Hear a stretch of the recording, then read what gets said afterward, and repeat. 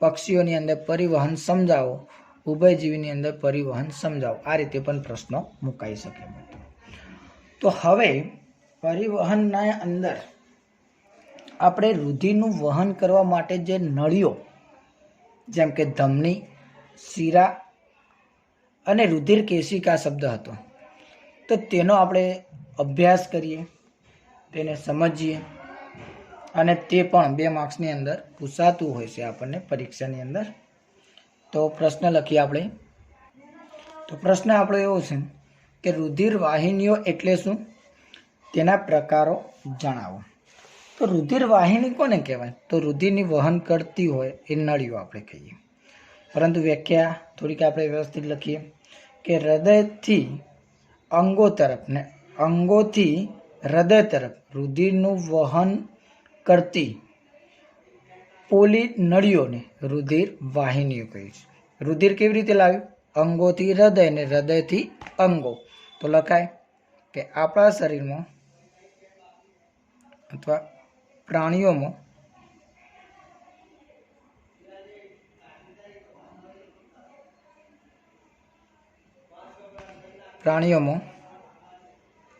અંગોથી હૃદય અને હૃદયથી અંગો સુધી રુધિરનું વહન કરતી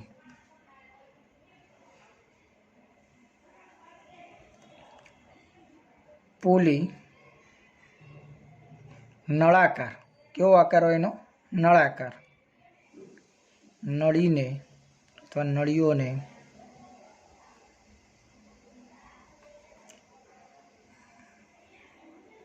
રુધિર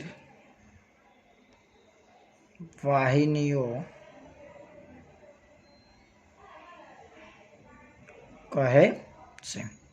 મિત્રો ખ્યાલ આવી ગયો? બહુ સરળ વ્યાખ્યા છે કે પ્રાણીઓની અંદર અંગોથી હૃદય અને હૃદયથી અંગો સુધી રુધિરનું વહન કરતી પોલી, અને એનો આકાર કેવો? નળાકાર નળીને રુધિર વાહિની કહે છે. ભલે પછી એ મોટી હોય, નાની હોય કે અત્યંત સૂક્ષ્મ હોય.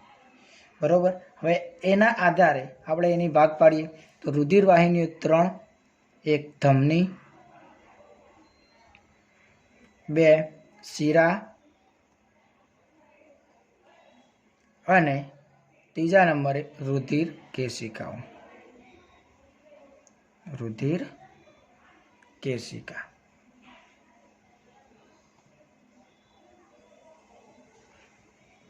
તો એની અંદર હવે એના વિસ્તૃતની અંદર વાત કરીએ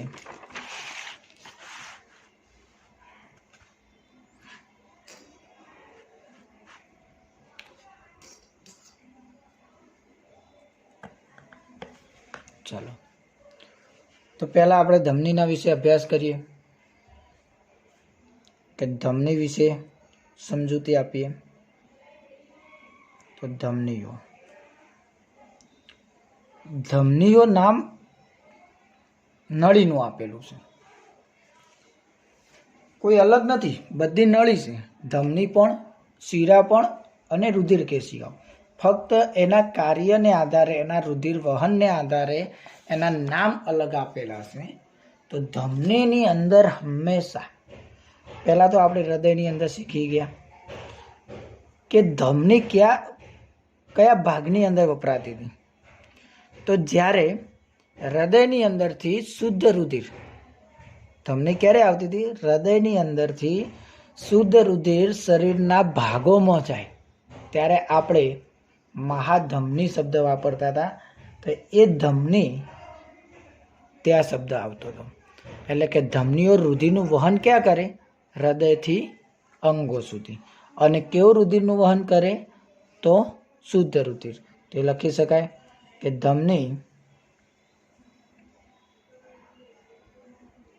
ધમનીઓ શુદ્ધ રુધિરનું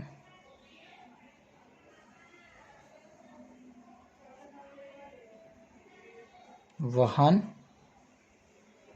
કરે છે. બીજું મારે લખવું તો એનું વહનનો દિશા કઈ મેં બતાવી તો હૃદયથી શરીરના વિવિધ અંગો તરફ. તો હૃદયથી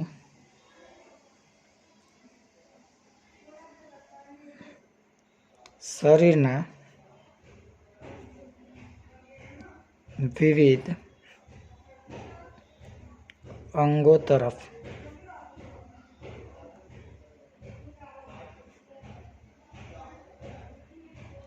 રુધિરનું વહન કરે છે. જો ધમનીની વ્યાખ્યા ઉસાય તો આની અંદર જ તમે સેટ કરી શકો કે હૃદયથી શરીરના વિવિધ અંગો તરફ રુધિરનું વહન કરતી નલિકાઓને અથવા વાહિનીઓને અથવા નળીને ધમની કહે છે. હવે મિત્રો સમજો કે આપણા હૃદયથી અને શરીરના વિવિધ ભાગોની અંદર રુધિરનું વહન કોણ કરે? ધમની. તો એનું દબાણ કેવું હોય? ઊંચું દબાણ હોય. તો રુધિર ધમનીની અંદર રુધિર કેવા દબાણે વહન પામે? ઊંચા દબાણે. તો ધમનીમાં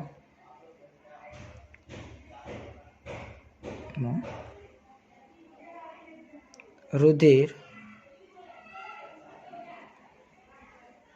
ઊંચા દબાણે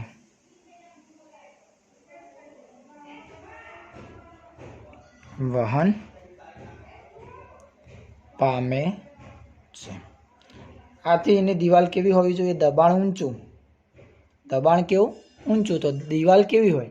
જાડી હોય. તો લખી શકાય કે ધમનીની દિવાલ ધમનીઓની દિવાલ જાડી અને વધુ સ્થિતિસ્થાપક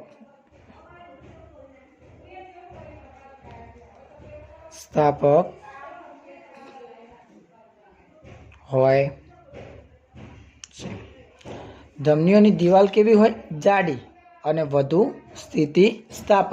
સ્થિતિસ્થાપકનો મતલબ એવો કે જ્યારે એ કોઈ અવસ્થા આવે અથવા એના પર કોઈ ક્રિયા થાય તો એની અવસ્થા બદલાય, મતલબ કે એના લંબાઈમાં એના કદમાં વધારો થાય, પરંતુ જ્યારે એના પર કોઈ દબાણ ન લાગે તો એ પોતાની મૂળ અવસ્થામાં આવે. જેમ કે રબર, એના પર આપણે બળ લગાડીએ તે મોટું થશે, પણ જ્યારે બળ મુક્ત કરી દઈએ એટલે મૂળ અવસ્થામાં આવે, એને આપણે કહીએ સ્થિતિસ્થાપક. તો એ રીતે વધુ સ્થિતિસ્થાપક હોય છે, ઝડપી સ્થિતિસ્થાપક હોય છે, રબર ટાઈપ હોય છે. તો યાદ રાખજો મિત્રો, દિવાલ કેવી હોય? એની જાડી, દબાણ કેવું હોય? ઊંચું, અને સ્થિતિસ્થાપકતા વધુ હોય છે. પરંતુ વધારે હવે ધમનીઓ જ્યારે આપણા અંગોની અંદર જાય તો રુધિર કેશિકાઓની અંદર રૂપાંતર પામે છે. કોની અંદર? રુધિર કેશિકાઓની અંદર. એ મુદ્દો યાદ રાખી શકો કે ધમનીઓ રુધિર કેશિકાઓમાં અંત પામે છે. તો એ લખી શકાય કે ધમનીઓ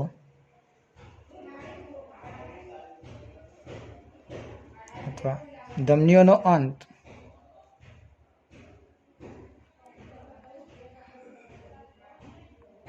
રુધિર કેશિકાઓમાં થાય છે.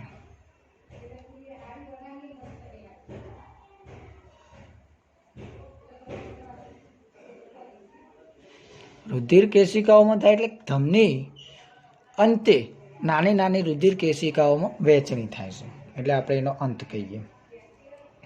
હજુ મારે આગળ લખવું હોય તો આની અંદર એક અપવાદ હતી, યાદ રાખજો મિત્રો. અપવાદ આપણે લખીએ. કેમ અપવાદ કહેવામાં આવે? કારણ કે આ નિયમના વિરુદ્ધમાં કાર્ય કરે એટલે અપવાદ થઈ જશે. જે આપણે કહેતા ફુફુસીય ધમની, કઈ ધમની? ફુફુસ ધમની. ફુફુસ ધમનીની અંદર તમે હૃદયમાં શીખી ગયા કે ફુફુસ ધમની જમણા ક્ષેપકમાંથી હૃદયમાં રુધિર લઈ જતું હોય છે. કોની અંદરથી? જમણા ક્ષેપકમાંથી હૃદયમાં રુધિર લઈ જાય. પરંતુ આ રુધિર કેવું હોય? શુદ્ધ રુધિર. ને અહીંયા મેં શું કહ્યું? અશુદ્ધ રુધિર. આ રુધિર કેવું વહન કરે? અશુદ્ધ રુધિર. પરંતુ અહીંયા મેં કયો શબ્દ વાપર્યો? શુદ્ધ રુધિરનું વહન કરે. તો આ નિયમના વિરુદ્ધમાં કાર્ય કરે એટલે અપવાદ કહેવામાં આવે છે. યાદ રહી ગયું મિત્રો? હવે શિરા વિશે આપણે અભ્યાસ કરીએ તો બધું જ આનાથી ઊંધું લખવાનું. તો શિરાઓ આના વિરુદ્ધ લખી શકાય કે શિરાઓ અશુદ્ધ રુધિરનું વહન કરે. રુધિરનું વહન કરે છે. બરોબર. શિરાઓ કોની રુધિરનું વહન કરે? અશુદ્ધ રુધિરનું. શિરાઓનું કાર્ય શું? શરીરના અંગોમાંથી અશુદ્ધ રુધિરને હૃદય સુધી લાવે છે. તો શરીરના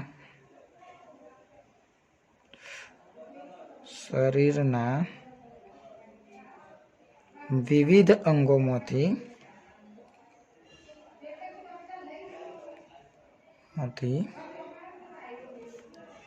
અશુદ્ધ રુધિરને, કેવું રુધિર? અશુદ્ધ રુધિરને હૃદય સુધી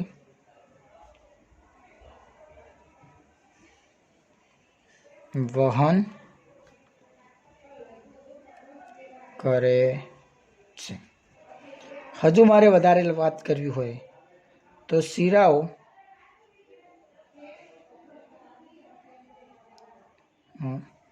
રુધિરનું દબાણ કેવું હોય? નીચું. રુધિરનું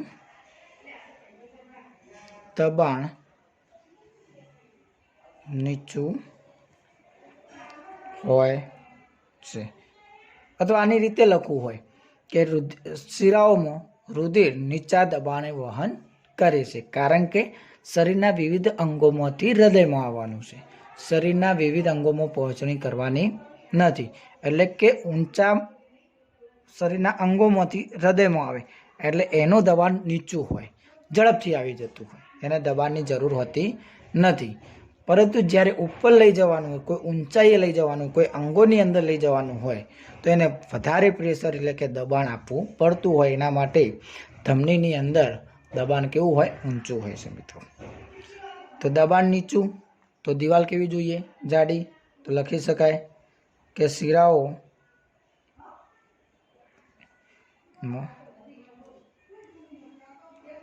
દિવાલ પાતળી અને ઓછી સ્થિતિસ્થાપક હોય છે.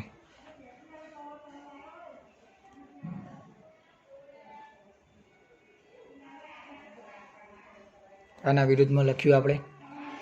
હવે અંતની અંદર વાત કરીએ તો જે શબ્દ હવે આપણે શીખીશું, રુધિર કેશિકાઓ વિશેનો અભ્યાસ, સંપૂર્ણ માહિતી મેળવીશું. તો આ રુધિર કેશિકાઓ જોડાઈ અને શિરા બને છે. પેલાની અંદર શું થાય? ધમનીઓનો અંત રુધિર કેશિકાઓમાં થાય ને આ રુધિર કેશિકાઓ ઘણી બધી જોડાઈ અને શિરાઓમાં બને. એટલે એનાથી ઊંધું તો લખી શકાય રુધિર કેશિકાઓ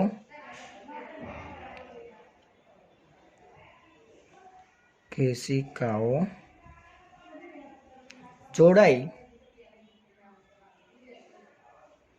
ને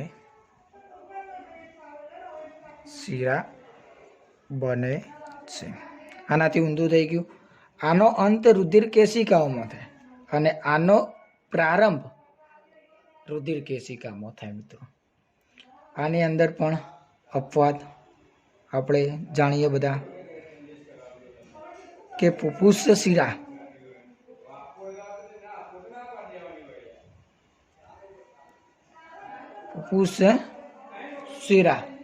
તો પુપુષ્ય શિરા જે રહી એ પુપુષ્ય શિરાઓમાં ઓક્સિજન યુક્ત રુધિર વહન કરે છે. આપણે જોયું હતું મિત્રો. તો આ પુપુષ્ય શિરાની અંદર ઓક્સિજન યુક્ત રુધિર કરે છે, પરંતુ અહીંયા મેં અશુદ્ધ રુધિર લખ્યું જેથી એનો નિયમનો ભંગ થયો. એટલે આને આપણે કોની અંદર લઈશું? અપવાદની અંદર મિત્રો. હવે મિત્રો જોઈએ રુધિર કેશિકાઓ. તો રુધિર કેશિકાઓની અંદર આપણે હાલ શબ્દ જોયો કે ધમનીનો અંત રુધિર કેશિકાઓમાં થાય છે. એટલે કે રુધિર કેશિકાઓ કોની અંદરથી નિર્માણ પામેલી છે? ધમનીની અંદર. કોની અંદરથી? ધમનીની અંદર. તો અહીંયા સમજીએ આપણે કે ધમની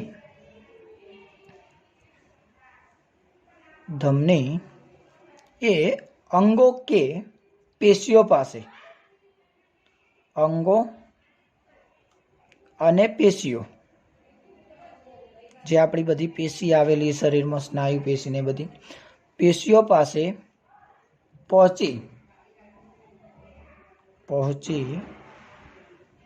ને નાનામાં નાની અથવા અત્યંત નાની અથવા અત્યંત નાની વાહિનીમાં વિભાજિત થાય છે.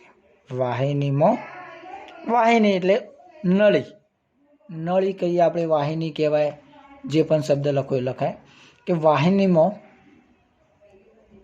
વિભાજિત થાય છે, જેને રુધિર કેશિકા કહે છે. જેને રુધિર કેશિકાઓ કહે છે. તો યાદ રહી ગયું મિત્રો કે જેને આપણે કયા નામે ઓળખીએ? રુધિર કેશિકાઓ. આ રુધિર કેશિકાઓ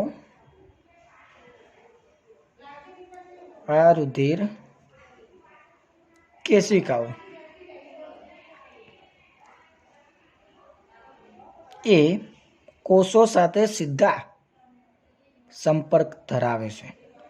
કોષો સાથે સંપર્ક ધરાવે છે.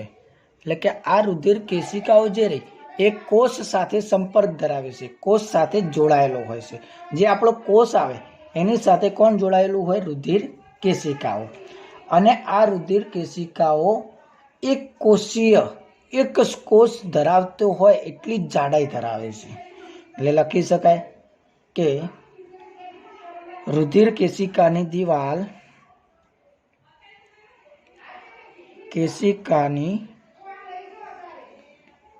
દિવાલ એક કોષીય જાડાઈ ધરાવે છે. એક કોષીય એટલે કે એક કોષની જેટલી જાડાઈ હોય એટલી જ ધરાવે છે. એક કોષીય જાડાઈ ધરાવે છે. વધારે વાત કરવી હોય તો રુધિર અને તેની કોષો વચ્ચે પદાર્થોનું વિનિમય રુધિર કેશિકાની દિવાલમાંથી થાય છે. લખી શકાય કે આમ રુધિર કેશિકાની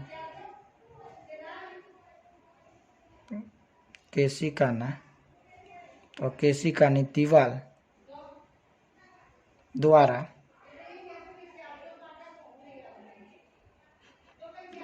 વાત વિનિમય અથવા કોઈ પણ પદાર્થોનું વિનિમય કે પાચિત પદાર્થ હોય, વિનિમય થાય છે મિત્રો. તો ફરીથી સમજો, ધમની, શિરા અને રુધિર કેશિકાઓ મોસ્ટ આઈએમપી.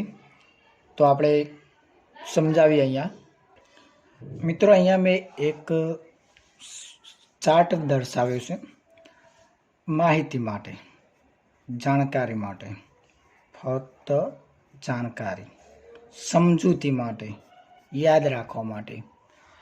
તો મિત્રો અહીંયા મેં એક ચાર્ટથી તમને સમગ્ર વસ્તુ સમજાવવા માંગ્યું કે આપણા વિવિધ અંગો છે ને એની અંદર આપણા અંગોની અંદર આ કોષ આવ્યો છે. તો આ કોષની દિવાલથી જોડાયેલી અત્યંત નાની નળી આવેલી હોય જેને આપણે રુધિર કેશિકાઓ કહીએ. શું કહેવામાં આવે? રુધિર કેશિકાઓ. અને આ રુધિર કેશિકાઓ જોડાઈ અને શું બને? શિરા. તો આપણે શિરાની અંદર લખી દઉં કે રુધિર કેશિકાઓ જોડાઈ અને શિરા બને છે. હવે શીરા દ્વારા આપણા શરીરની અંદર, તો આ શીરાઓ આપણા શરીરની અંદરથી અહીંયા અશુદ્ધ રુધિર પાચન ક્રિયા દરમિયાન કાર્બન ડાયોક્સાઇડ જે આપણા રુધિરની અંદર ભળ્યો, તો આ અશુદ્ધ રુધિર અને આ અશુદ્ધ રુધિરને આ રુધિર કેશિકાઓ ગ્રહણ કરી અને શીરાને આપશે. આ શીરાની અંદરથી અશુદ્ધ રુધિરનું વહન થશે. કેવા રુધિરનું? અશુદ્ધ રુધિરનું વહન થશે. સમજો, સમગ્ર ઘટના એક સરળ રીતે તમે સમજી શકશો અને યાદ પણ રહી જશે. તો વિવિધ અંગોમાંથી આપણો બેઝિકલી ફંડા ક્લિયર હોવો જોઈએ. ક્રિયા કઈ રીતે થાય એ વસ્તુ ખબર હોવી જોઈએ, તો ક્યાંય તમને કન્ફ્યુઝન નહીં થાય. તો આપણા શરીરની અંદરથી પાચન ક્રિયા દરમિયાન કે જૈવ રાસાયણિક ક્રિયા દરમિયાન જે કાર્બન ડાયોક્સાઇડ વાયુ મુક્ત થયો એ આપણા રુધિરની અંદર ભળે અને અન્ય પણ કચરો ભળી અને આપણી રુધિરની અંદર જે કોષોની અંદર રુધિર નિર્માણ પામ્યું તે અશુદ્ધ બને છે. જે આ અશુદ્ધ રુધિરને મારે શુદ્ધ કરવું જરૂરી છે. એટલે કે અશુદ્ધ રુધિર એ રુધિર કેશિકાઓ દ્વારા શીરામાં દાખલ થશે. એટલે કે રુધિર કેશિકાઓ જોડાઈ અને શીરાનું નિર્માણ પામે છે. આ શીરા વિવિધ અંગોમાંથી અશુદ્ધ રુધિરને હૃદયમાં લઈ જાય છે. પાછું ક્યાં કામ આવ્યું? પાછું ત્યાં વચ્ચે હૃદય આવ્યું. તો એ પણ આપણે શીખ્યા હતા કે વિવિધ અંગોમાંથી મહાશીરા હૃદયમાં અશુદ્ધ રુધિર લઈ જાય છે. આ અશુદ્ધ હૃદયની અંદરથી અશુદ્ધ રુધિર ફુફુસીય ધમની દ્વારા, કોના દ્વારા? ફુફુસીય ધમની દ્વારા આપણા ફેફસામાં દાખલ થાય છે. પાછું ત્યાં કોણ જોડાઈ ગયેલું? ફેફસા. આપણા કોણ જોડાયું? ફેફસા. કેટલા ભાગોથી આ ક્રિયા સમગ્ર થાય છે સમજો. ફેફસાને અંદર પાછા ભાગ પડતા હતા, નાની નલિકાઓ હતી, બરોબર. એની અંદર વધારે વાત નથી કરતા, પરંતુ અંતે આપણે વાયુકોષ્ઠા શબ્દ આવતો હતો અને આ વાયુકોષ્ઠા વાત વિનિમયની સપાટી પૂરી પાડે. એટલે કે આ અશુદ્ધ રુધિરની અંદર ઓક્સિજન વાયુ ઉમેરે અને કાર્બન ડાયોક્સાઇડ વાયુ શું કરે? મુક્ત કરે. આ રુધિરની અંદર ફેફસામાં રુધિર શું કરે? ઓક્સિજન વાયુ આપણે જે વાયુ કોષ્ઠામાં લાવ્યા શ્વાસોશ્વાસની ક્રિયામાં, એની અંદરથી આ રુધિર એ O2નું ગ્રહણ કરશે અને CO2 વાયુ મુક્ત કરશે. એટલે કે આપણું રુધિર કેવું બન્યું? શુદ્ધ રુધિર. અહીંયા કેવું હતું? અશુદ્ધ રુધિર. ઓકે. તો અહીંયાથી શુદ્ધ રુધિર એ ફુફુસીય શીરા દ્વારા, કોના દ્વારા? અહીંયા શું આવતું હતું? ફુફુસીય શીરા ફેફસામાંથી ક્યાં લઈ જશે? આપણા હૃદયની અંદર. પાછું રુધિર ક્યાં ગયું? આપણા હૃદયની અંદર. હવે હૃદયની અંદરથી ધમની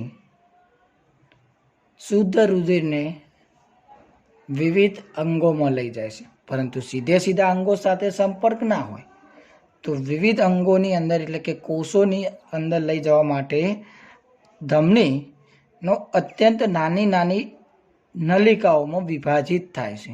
જેને નાની નલિકાઓ જે કોષો સાથે સીધો સંપર્ક ધરાવે છે. નાની નલિકાઓ અથવા નાની વાહિનીઓ જે કોષો સાથે સીધો સંપર્ક ધરાવે છે, જેને આપણે રુધિર કેશિકાઓ કહીએ. એટલે કે ધમનીનો અંત અત્યંત નાના ભાગોમાં વિભાજિત થાય છે અને આ વિભાજિત વાહિનીઓને રુધિર કેશિકાઓ કહે છે. આ રુધિર કેશિકાઓ સીધો સંપર્ક કોષો સાથે હોય છે. એટલે કે આ શુદ્ધ રુધિર હવે કોને મળી જશે? કોષોને. આમ આપણા કોષ એ જીવિત રહે છે અને સમગ્ર ઘટના આપણા શરીરની અંદર ઘણા તંત્રોથી જોડાઈ અને બન્યું હોય છે. જેમ કે વાત કરીએ, આવી નલિકાઓ જોડાયેલી હોય, હૃદય જોડાયેલું હોય, ફેફસા શ્વસન તંત્ર જોડાયેલું હોય, પરિવહન તંત્ર જોડાયેલું હોય. આમ આપણા શરીરની અંદર રુધિરનું પરિવહન થતું હોય છે મિત્રો. તો સમગ્ર ખ્યાલ આવી ગયો હશે. હવે વધારે વાત આપણે અગાઉ કરીશું, નવા વિડીયોની અંદર મળીશું. ત્યાં સુધી આપણે આ ચાર્ટને સંપૂર્ણ મગજની અંદર તૈયાર કરી દેવો, જેથી તમને કોઈ પણ વસ્તુ આમાંથી કોઈ પણ વિશે માહિતી પૂછે તો પણ તમે લખી શકો કે હૃદય શિરા વિશે સમજાવો, અશુદ્ધ આ ફુફુસીય ધમની વિશે, ફુફુસીય શિરા વિશે, ધમની, કોઈ પણ તમને પ્રશ્ન પૂછાય, MCQ પૂછાય તો આ ચાર્ટ દ્વારા તમે મેળવી શકો માહિતી.